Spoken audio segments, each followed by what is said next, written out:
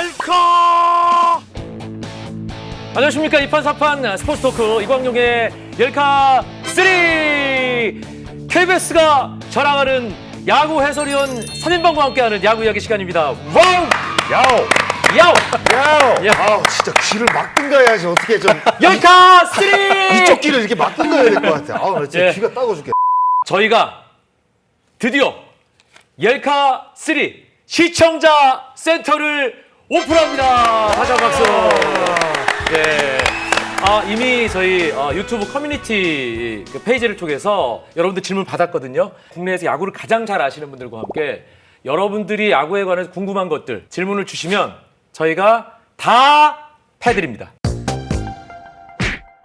지난주 목요일에 저희가 6월 18일에 질문을 받겠다라고 커뮤니티에 제대로 글을 올렸거든요. 근데 딱 그날 야구 팬들을 깜짝 놀라게 할 만한 트레이드가 한 건 발표됐습니다. 그래서 그와 관련된 질문이 꽤 많이 올라왔어요. 고정래님, 이태양과 노수강 트레이드는 어떻게 보세요? 자택 경비원님, 이번 시즌 발생한 트레이드 사례들을 보면 어느 때보다 불펜 투수의 가치가 높아진 것 같습니다. 홍건희 선수, 이태양 선수 이 두 건이나 그렇죠. 있었고요. 네. 트레이드에 관해서 궁금하다는 서진호님의 이 질문도 있었습니다. 예, 요 트레이드와 관련된 질문으로 오늘 열카3 답해드린 시청자 센터 개소식을 시작하도록 하겠습니다. 우리 불펜과 선발을 경험한 봉 박사. 항상 제가 먼저 하네요.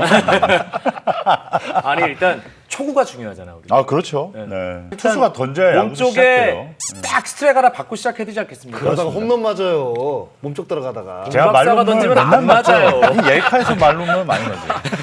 일단 이태양과 노수강 트레이드. 네. 사실 그 전에 홍건희와 류지혁의 트레이드 대부분의 반응은 야수를 내준 쪽 미친 거 아니야?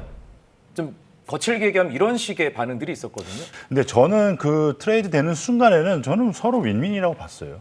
왜냐 두산은 올 시즌 불펜들이 상당히 안 좋았고 또 홍건희 선수가 또 패스트볼도 150km 정도 던지는 또 경험이 있는 투수거든요. 그러니까 양 팀이 서로 급했던 상황에서 서로 필요한 선수를 트레이드한 거라고 보거든요. 그거를 봤을 때는 서로 윈윈이 될 수 있고. 기아와 두산의 홍건희 류지혁 트레이드는 윈입니다. 저는 윈윈이라고 봤어요. 그러면 지난주에 있었던 한화와 SK의 노수강 선수랑- 이태양 노수강 트레이드는 어떻습니까? 저는 노수관 선수가 상당히 아깝다고 봤어요. 냉정. 저는 이 두 번째 트레이드는 상당히 냉정하게 봤는데 SK는 지금 상당히 성적이 안 좋잖아요. 과연 지금 되게 시급하게 불펜진이 필요했을까라는 생각. 또 노수광 선수 정도의 실력을 갖고 있는 노수광 선수를 과연 지금 시기에 트레이드를 했어야 됐나라는 생각을 좀 해봤습니다. 이태양 노수강 트레이드는 뭔가 벨붕이다. 네, 저는 좀 하나 입장에서 되게 좀 이득인 그런 예. 느낌이 듭니다. 봉 박사는 그렇고요. 사실 직접 이런 업무를 해봤잖아요, 우리. 해봤죠. 네. 결국은 이게 좀 가려운 곳을 긁는 거잖아요. 네. 트레이드라는 것은. 그리고 부족한 부분을 채워야 하는 것이고. 근데 글쎄요, 뭐 조금은 더 봐야 되고 내년까지 좀 가봐야 되지 않을까라는 생각도 들긴 해요. 내가 네. 결정권이 있다면 이 트레이드 한다 안 한다. 어떤 트레이드요? 노수강 이태양 트레이드. 내가 어디예요? 그렇죠. 이 말씀을 얘기해줘야지. 자, 내가 아니 SK 잠깐만. SK 감독이야. 내가 SK 감독? 네. SK 감독. 되게 굉장히 고민이 될 것 같아요. 왜 그러냐면 기존에 어떤 철저하게 완벽했던 불펜들이 무너진 상황이기 때문에 굉장히 큰 고민이었다라는 생각이 들고 거기에 노승환이라는 카드도 어떻게 보면 지금 현재 상황만 보면 뎁스가 나쁘지 않다라는 생각에 그 노수광 선수의 활용폭이 좀 줄은 상황이었잖아요. 네. 지금 현재가. 그렇기 때문에 어떤 굉장한 고민이 좀 되지 않았을까라는 생각이 들어요. 근데 우리 삼화정석께서 시즌 초부터 아니 27홀 됐던 투수를 선발 로테이션으로 돌리면서 구멍난 그 불펜 어쩔 거냐 그렇죠. 이런 얘기를 했었잖아요. 했었죠. 네. 이태양이라는 선수가 또 정상 컨디션은 아니었잖아요. 그렇죠. 예, 그래서 더 고민이 되지 않았을까라는 생각이 들어요. 반대로 그러면 내가 한화 감독이에요. 전 해요. 왜 그러냐면 지금 좀 노쇠화되고 있다라는 생각이 들어요. 야수 뎁스가. 어떤 야구를 해줘야 되는 선수들이 30대 중반이 넘어가는 선수들이 굉장히 많아요. 중심을 잡아줘야 할 선수들이. 뭐 노수광 선수도 지금 30대 초반이긴 하지만 결국엔 그 선수들이 이제 나이가 한 살 한 살 먹어가다 보면 결국은 어떤 그림은 바뀌어야 되는 거잖아요. 젊은 선수들로 리빌딩이 돼야 되고 하는 건데 그 중심을 또 잡아줘야 할 선수들이 필요한 상황에서 어떤 중간급 선수들이 없는데 그 중간급 선수들을 생각한다 그러면 노수광 선수가 적임자가 되지 않을까라는 생각이 들거든요. 근데 봉 박사랑 사마정석 얘기를 들어보면은 한화가 무조건 개이득인데 지금 현재로 보면 좀 이득을 볼 수 있지 않을까라는 생각이 들어요. 예. 여기서 또 네. 반전에 살아있는 상수라. 다른 저는 생각을 반대. 갖고 있을 반대? 거예요. 저는 네. 반대예요. 그 야수를 내주고 투수를 데리고 왔잖아요. 예, 두산과 SK가. 그런데 이 야수들이 주전 멤버가 아니라 어떻게 보면 유지혁도 슈퍼 백업이에요. 그리고 노수광 선수는 팀 내에서 쓰임새가 굉장히 지금 애매한 위치란 말이에요. 약간 이번 시즌 로테이션 멤버처럼 그렇죠. 쓰였잖아요. 지금 SK 쪽에서 보면 최지훈이라는 선수가 새롭게 나오면서 어떻게 보면 노수광 선수가 쓸 자리가 없어졌어요. 비슷하거든요. 노수광과 최지훈은. 그렇게 보면 오히려 노수광을 내주고 이태양을 영입을 한다. 2018년도 성적을 보시면 이태양 선수가 2점대 평균 자책점에 굉장히 좋은 성적을 올렸어요. 그건 2018년도 네, 얘기잖아요. 노수광도 마찬가지예요. 노수광도 2018년도에 좋았지만 작년 올해 부침이 있었고 이태양도 작년 올해 부침이 있었어요. 그러면 같은 어떤 그 나이대에 비슷한 시기에 성적을 올렸던 선수인데 저는 무조건 투수가 위라고 보거든요. 야수를 내주고 투수를 영입한다? 지금 최근 어떤 그 KBO 리그 트렌드를 보시면 각 팀마다 지금 구원 평균 자책점이 작년보다 훨씬 올라갔거든요. 평균 자책점을 보시면. 그러면 각 팀마다 지금 구원이 지금 없어가지고 난리인데 뭐 최근 뭐 성적이 안 좋다고 하지만 포텐이 터졌을 때 생각을 한다고 한다면 이태양과 홍건희는 지금 홍건희도 잘해주고 있잖아요. 그래서 저는 무조건 두산하고 SK가 이득이라고 봐요. 아, 제 그러니까 입장에서. 불펜 투수의 가치에 대한 질문이 있었어요. 예리하게. 올해 특별히 불펜 투수의 가치가 높아진 건지 어떻게 보세요? 불펜을 경험해봤던 그리고 불펜이 키가 될 거라고 그랬잖아요. 필승조. 그렇죠. 네. 이 마무리로 연결해주는 이기고 있는 상황에서. 그게 그만큼 중요해진 겁니까? 그러니까 저는 원래 중요했지만 올해 더 부각이 된다고 봐요. 특히나 이제 코로나19로 인해서 변수가 생겼고 시즌이 또 늦게 시작했고 지금 브레이크 타임이 없단 말이에요. 그러니까 올스타 브레이크도 없고 또 계속해서 경기를 해야 되는 상황에서 선발 로테이션들은 4일 5일이라는 휴식을 취하면서 본인들의 루틴만 지켜가면 돼요. 하지만 선발들이 계속적으로 루틴대로 잘 던질 수가 없잖아요. 그러면 결국에는 중간에서 긴 이닝을 소화하는 불펜진이나 또 필승조의 역할 이런 선수들의 등판 횟수가 되게 초반부터 지금 많아지고 있거든요. 네. 네. 그런데 결국 두산을 보면 전력으로 보면 무조건 또 1, 2위를 할 수 있는 전력을 갖고 있지만 불펜진들이 갑자기 흔들리면서 지금 이제 뭐 최근에 LG를 상대로 3승을 하면서 이제 올라갔지만 불펜진들이 상당히 안 좋았기 때문에 아직 1등을 아직 못 하고 있는 거라고 봐요. 그러니까 시즌 때 보면 올 시즌은 좀 유난히 이 불펜진들의 힘이 더 필요하고 좀 체력적인 부분이라든지 이런 거로 봤을 때 불펜이 중요하다라고 보는 거죠. 불펜이 중요한데 관리의 측면에서 질문 주신 분도 계시거든요. 킬로 위스키. 위스키를 상당히 좋아하는 편이거든요. 예, 킬로 위스키님께서 상당수 팬들이 불펜 투수를 혹사에 대해 논쟁을 자주 벌인다.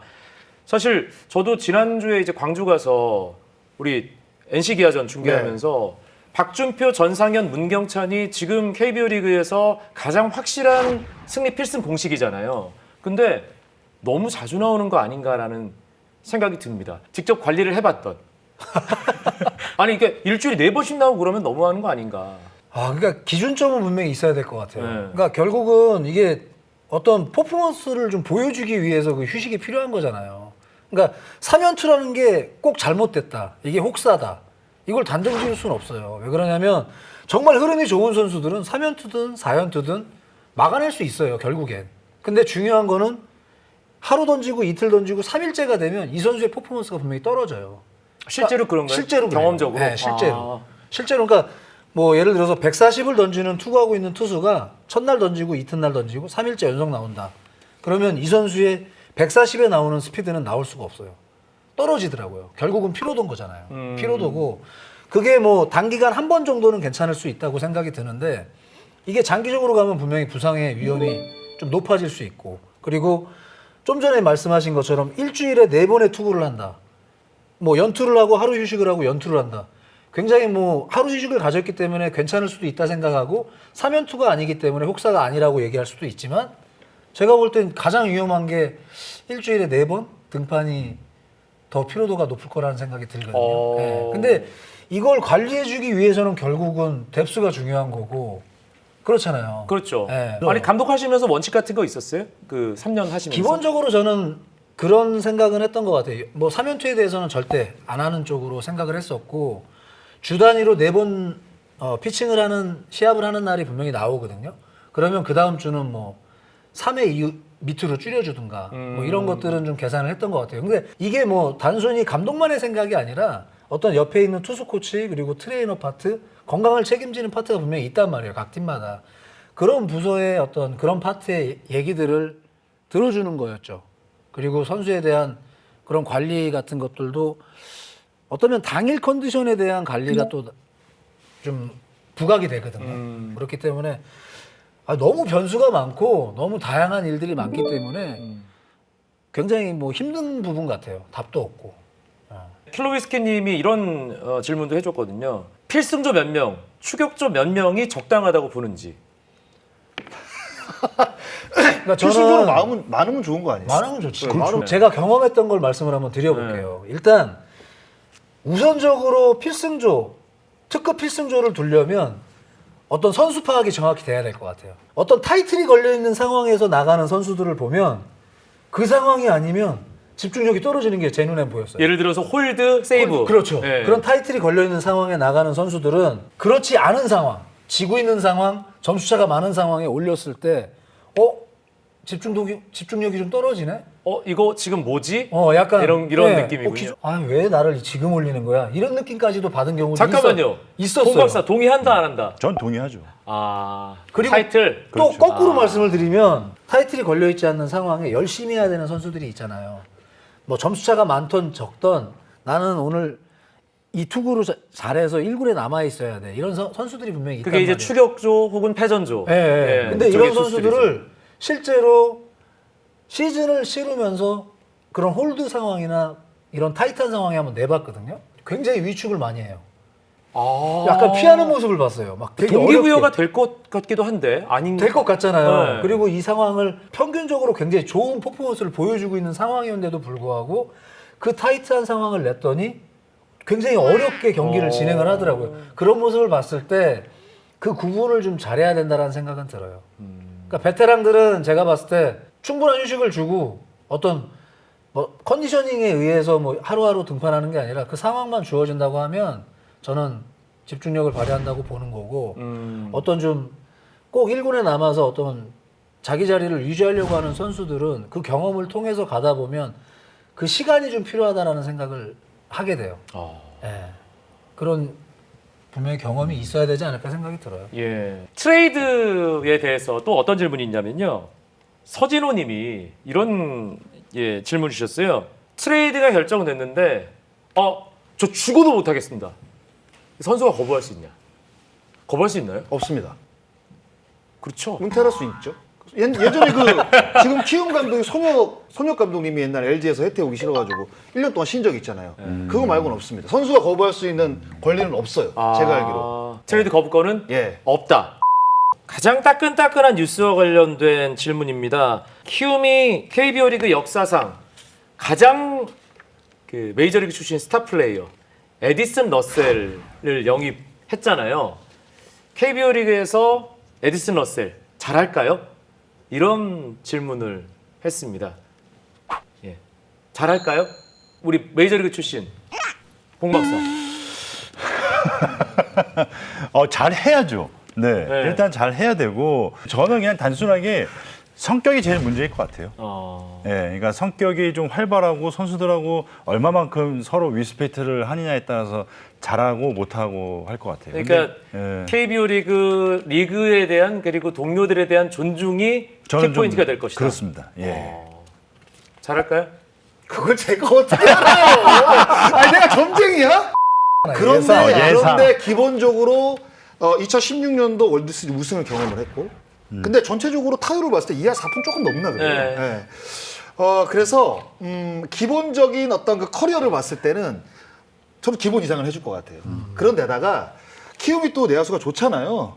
뭐 지금 러셀 선수 영입을 하게 되면 팀화성 숏 가고 러셀 서드 가고 뭐 혜성이 뭐 숏 절세가 놓고 뭐 건창이를 뭐 지명타주로 뺀다든가 이런 뭐 선순환이 좀 이루어질 것 같아서 그런 부분은 뭐 충분히 가능할 것으로 예상이 되는데 전 예상 안 할래요. 이 외국인 선수들도 마찬가지고 국내 선수들도 마찬가지고 가장 중요한 건 그냥 절실함이라는 생각이 드는데 과연 이 선수가 슈퍼스타 출신으로서 그런 절실함, 간절함이 있을까라는 생각이 가장 걱정되는 부분이고 지금 봉현이 얘기한 것처럼 어떤 혼자 좀 튀는 그런 어떤 성격을 가졌을지 모르잖아요. 근데 분명히 성격적인 부분을 프론트들이 체크를 했을 거예요.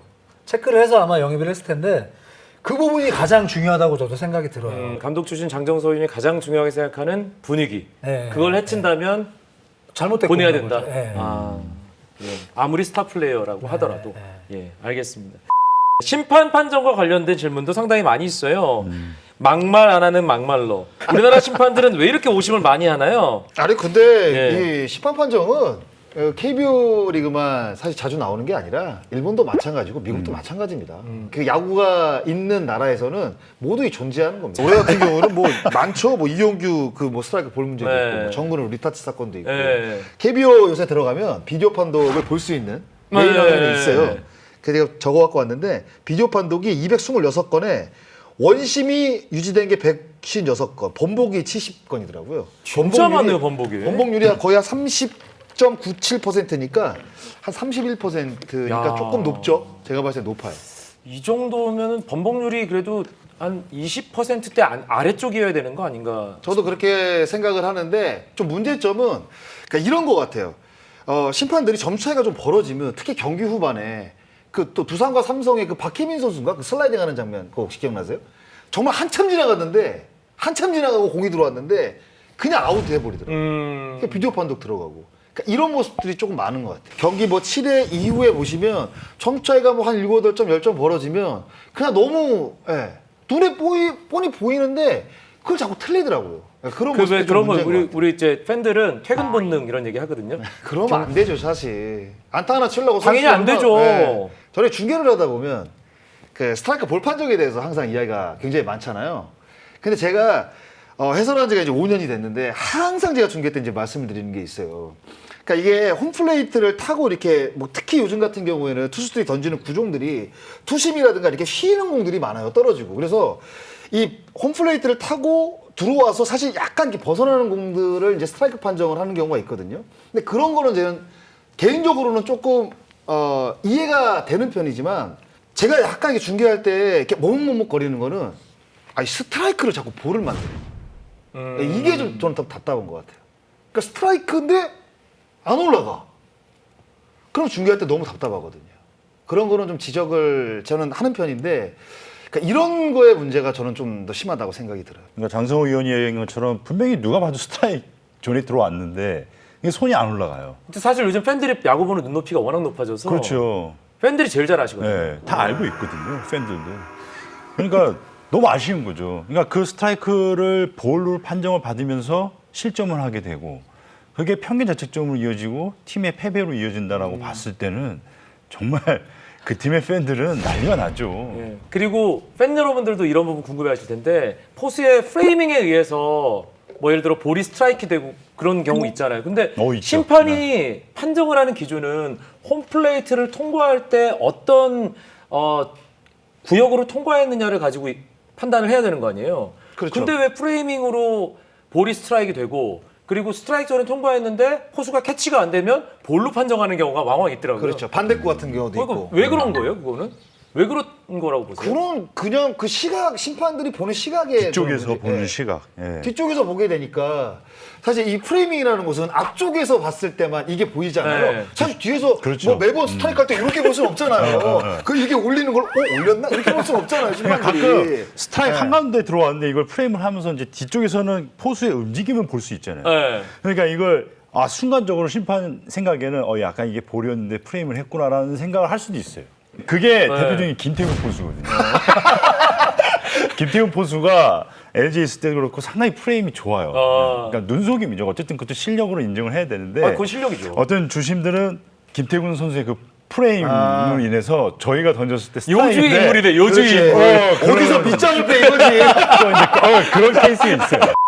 심판 심판도 사실 입장 바꿔 생각해 보면 정말 어려울 것 같다는 어렵죠. 그런 마음도 있거든요. 그럼요. 왜냐하면 이게 정말 내 판정 하나하나가 진짜 모든 사람들이 눈에 불을 켜고 보기 때문에 아니, 어떤 분들이 심판이 돼요? 글쎄 뭐 100%인지 아닌지는 모르겠지만 거의 98% 이상은 거의 다 현역 출신이에요. 현역 프로야구 출신이 이제 KBO에 들어가서 이제 심판이 되는 거잖아요. 제가 알기로 몇 년 전까지만 해도 그래도 프로 출신들만 거의 있었던 것 같아요. 근데 최근에 이제 몇 년 사이에 아마추어 출신도 어떤 그 모집 요강이라는 게 있는 것 같은데. 네, 맞아요. 맞습니다. 네네. 매년 겨울에 보면 그 야구 학교도 만들고 심판 학교식으로 해서 그런 교육도 하고 그런 절차들을 밟아서 아마 프로야구 심판이 되는 걸로 알고 있거든요. 대부분 뭐 선수 출신이 다 하죠. 그 왜 그 배트 두동강 사건에서 심판이 더가웃까지 따라와서 정의용 존댓말을 선수. 했던 그렇죠. 박근영 주심이었죠. 네, 맞아요.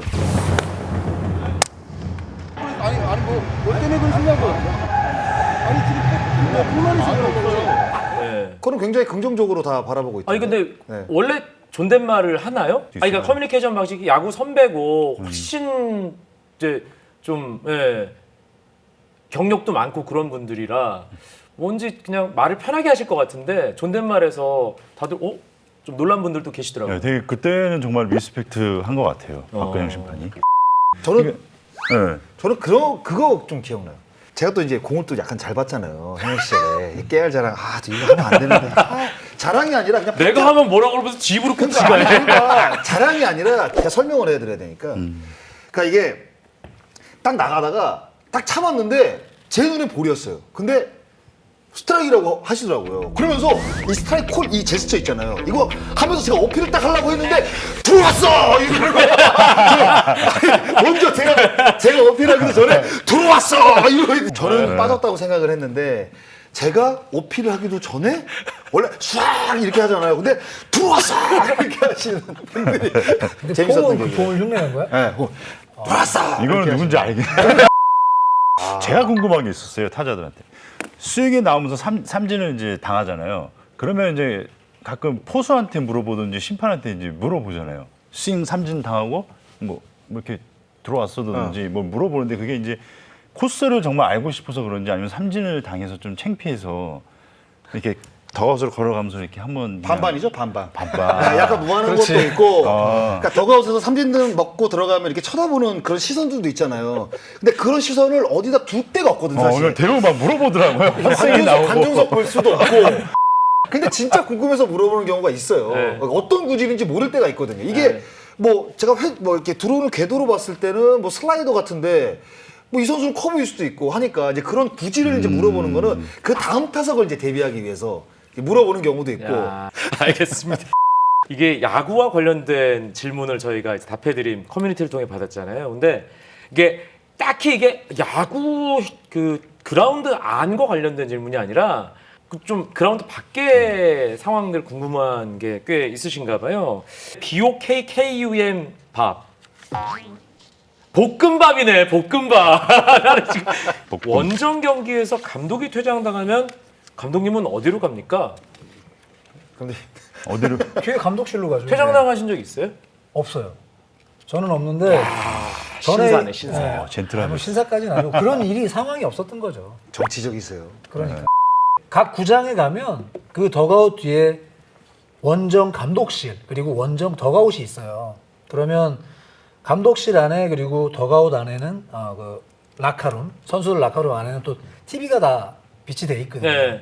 아무래도 퇴장을 당하게 되면 감독을 따로 보낼 수는 없잖아요. 그러니까 대부분 뒤에 이제 원정 감독실에서 그 경기를 TV를 통해서 보게 되죠. 네. 네. 장세나 퇴장당한 적 있습니까? 퇴장이요? 네. 현역 때 한 번도 없습니다. 퇴장당한 적 없어요. 너야말로 정치적이네. 정치적이었었네. 아니요, 저는 그렇게 막 크게 어필하고 이런 사건들이 별로 없었어요. 네, 그래서 퇴장 한 번도 안 당했어요. 퇴장을 안 당하고 더가웃에 가서 이제 방아찍기. 네. 자, 우리 봉 박사. 네. 그 어린이날 그날 그렇죠. 5월 4일이죠. 어디 갔습니까? 네. 5월 5월 4일 4일 잠실 더비. 네. 그 퇴장 당하고 어디 갔어요? 제가 당시 한 5회 끝나고 이제 6회 될 때 제가 이제 그러니까 퇴장 당하고 락커에 있다가 먼저 빨리 집으로 가라고 이야기를 하셔서 몰래 이제 빨리 씻고 이제 운전을 이제 차를 갖고 그 잠실야구장 그 중앙문 쪽으로 이제 나가려는데 두산 팬한테 딱 걸린 거죠. 그래서 봉준군이다 이렇게 된 거예요. 그러니까 갑자기 두산 팬들이 제 차를 앞으로 우르르 이렇게 막은 거예요. 못 가게. 그러니까 옆에서 이제 LG 팬들이 봉준군이네 했는데 못 가는 걸 보더니 이렇게 막아 있는 걸 반을 갈랐어요. LG 팬들이. 두산 팬들하고 이제 중앙문 앞에서 이제 맞닥뜨린 거죠. 저는 차 안에서 이제 바로 이 상황이 좀 심각해져서 결국 못 나간 거죠. 그래서 네. 심각해져서 매니저한테 이제 전화를 해서 나 지금 못 나간다. 지금 갇혔으니까 빨리 어떻게 좀 빨리 하라고. 그때 이제 매니저가 한 5명 정도의 이 가드들을 데리고 오셔서 저를 일단 다시 락커로 다시 들여보내고 차에서 내려서? 차에서 내렸어요. 네, 다시 그 차는 매니저가 운전을 해서 다시 주차를 해놓고 락커로 갔다가 한 8회쯤 제가 나온 걸로 알고 있어요. 몰래. 그래서 매니저가 차를 갖고 그 아예 중앙문 저 아예 출구까지 차를 갖고 LG 락커 오고 쪽 네, 저는 이제 그쪽. 오른쪽으로 해가지고 걸어 나가서 거기서 이제 죄송합니다. 네. 이 벤치 클리어링과 관련해서 콕 집어서 댓글을 질문을 남겨주신 분이 계십니다. 김문수님, 기억에 남는 벤치 클리어링은 아니 근데 우리 그 삼화정석이 벤치 클리어링과 관련돼서 아주 가슴 아픈 사연이 하나 있다고 들었거든요. 90... 나는 오래된 얘기죠. 네. 오래된 얘기예요. 제가 96년도 신인인데 제가 그해 이제 삼성과 현대와의 그 경기였어요. 네. 2대2 동점에서 제가 대타를 나가서 말로 홈런을 쳤어요. 윤덕규 말로 상황에서 장정석 우측에 큽니다 넘어갈 듯 홈런 말로 홈런 장정석 2대6으로 이제 벌어진 거잖아요. 그때가 7회? 7회 정도, 8회 정도 됐을 거예요. 정확하게 기억은 안 나요. 근데 그 당시에는 어떤 이 미디어가 발달된 그런 상황은 아니었어요. 신문지상으로 항상 그렇죠. 기록들을 좀 살펴보고 이럴 맞아요. 때였는데 네.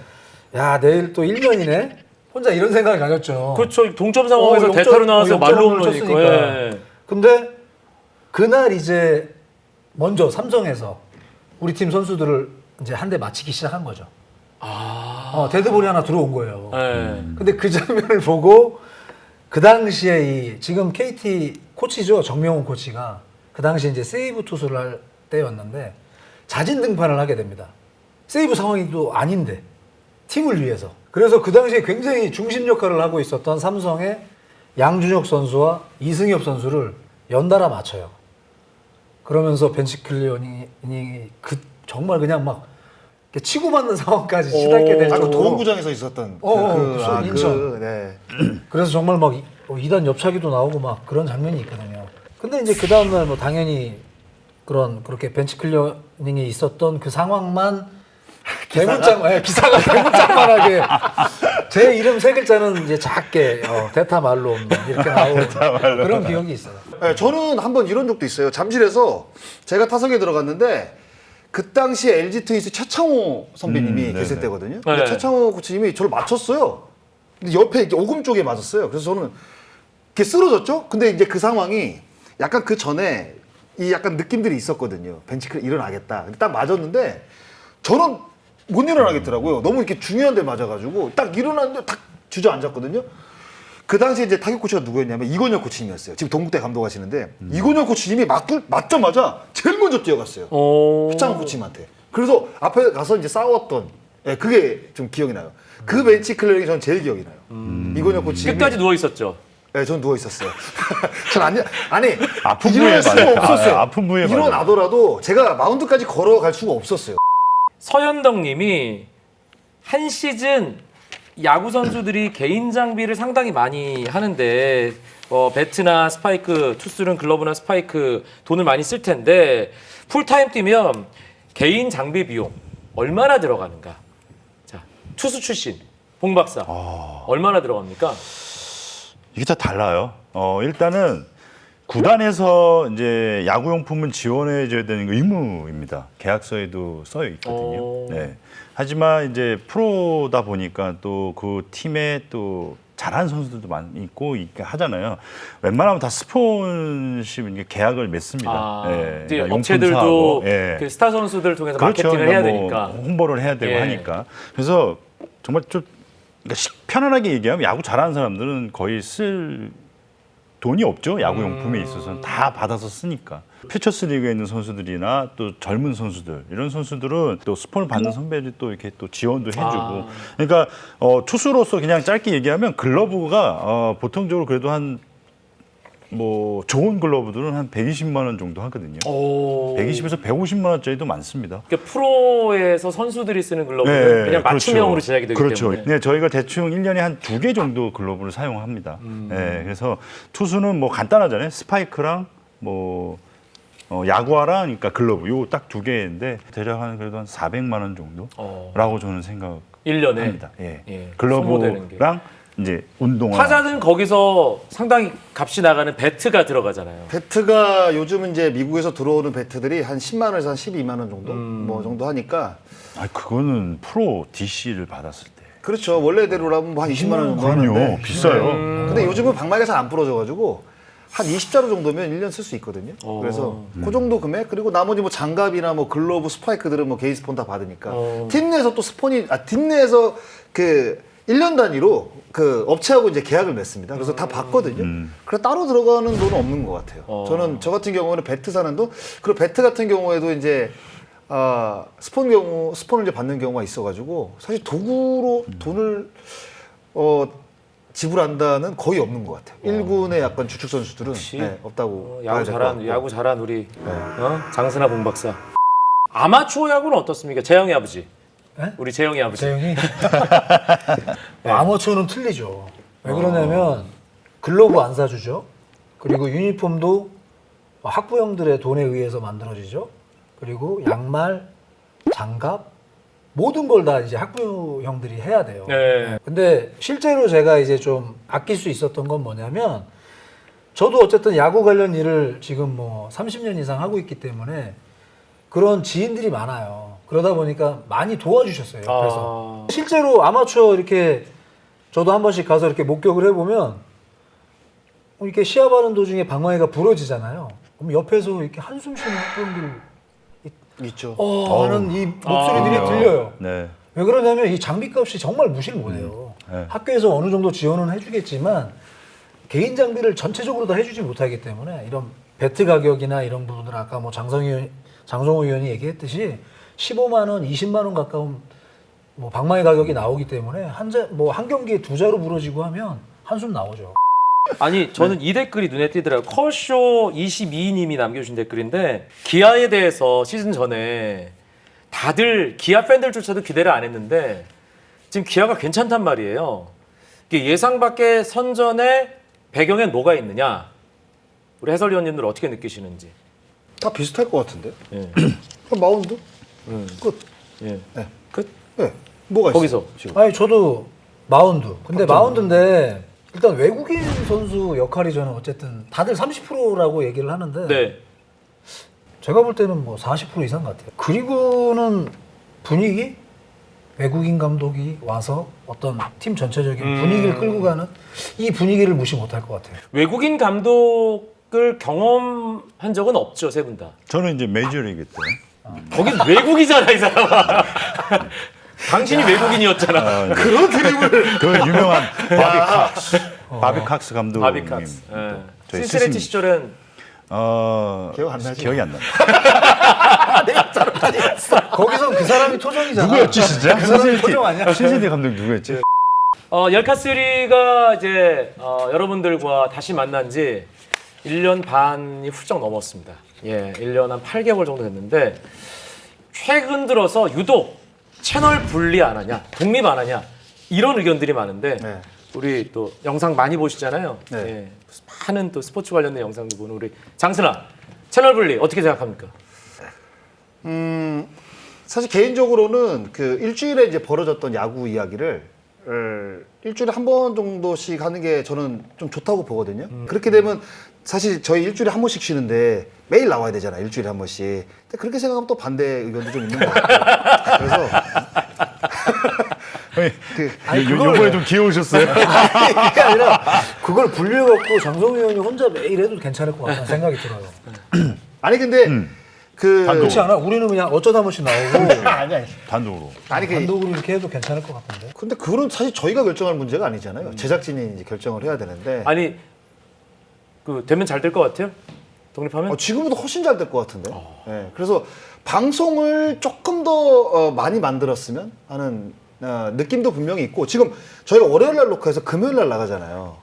근데 이것도 좀 전 당겼으면 좋겠어요. 아, 월요일 날 녹화해서 뭐 수요일쯤 나간다든가, 아니면 밤샘 작업해가지고 화요일에 나간다든가, 그래야지 일주일에 또 시작을 또 볼 거 아니에요. 근데 뭐 작가님한테 물어봤더니 뭐 자막도 넣어야 된다, 뭐 편집 힘들다, 밤샘 할 수 있거든요, 사실. 이건 너무한 거 아니냐고. 그 사실 본인 핑계잖아요. 알겠습니다. 네. 좋은 의견 감사합니다. 예. 예. 예. 오늘 소화하지 못한 좋은 질문들은 다음 우리 시청자 센터 답해드림 시간에 우리 또 전문가들과 함께 답을 해드리도록 하겠습니다. 더불어서 축구와 관련해서도 저희가 이런 시간을 갖도록 하겠습니다. 오늘 저희 이 첫 코너 시청자 센터 개소식을 보시고 이런 건 좀 더 개선했으면 좋겠다. 이건 좋았다. 어떤 의견이든 좋습니다. 댓글 남겨주시고요. 오늘은 우리 KBS를 대표하는 야구 해설위원 세 분의 사인을 드리겠습니다. 원하는 해설위원의 이름을 말머리에 떡 남겨주시고 의견 주시면 저희가 세 분을 선정해서 봉박사, 삼하정석, 장승아 사인볼 드리도록 하겠습니다. 세 분 고생하셨습니다. 고맙습니다. 감사합니다.